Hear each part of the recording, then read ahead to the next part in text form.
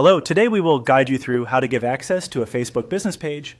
We'll do this right from the Facebook app, and I'll point out what to expect along the way so nothing is confusing. First, open the Facebook app on your phone. Make sure you're logged into the profile that manages the business page. From the home screen, tap the three horizontal lines at the top left to open the main menu. This is sometimes called the hamburger menu.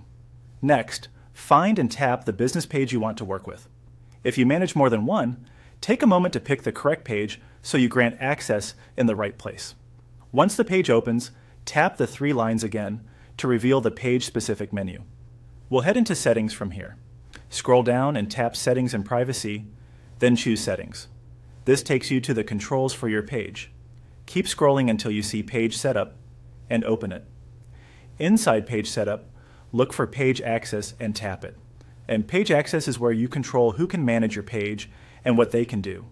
You'll see options that distinguish between giving someone full control, which is similar to an admin, or giving them task-based access with only the permissions they need.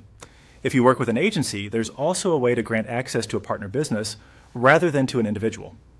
Now tap New to begin adding access and follow the on-screen procedure. Typically, you'll choose whether you're inviting an individual person or a partner business. For a person, search for their Facebook profile or enter the email associated with their account, select the level of access you want them to have, review the permissions that come with that role, and then send the invitation. Facebook may ask you to confirm your identity or enter your password for security. The person you invited will receive a notification and must accept before access is active. A few quick tips as you complete the prompts. Only people with full control can grant or remove access for others.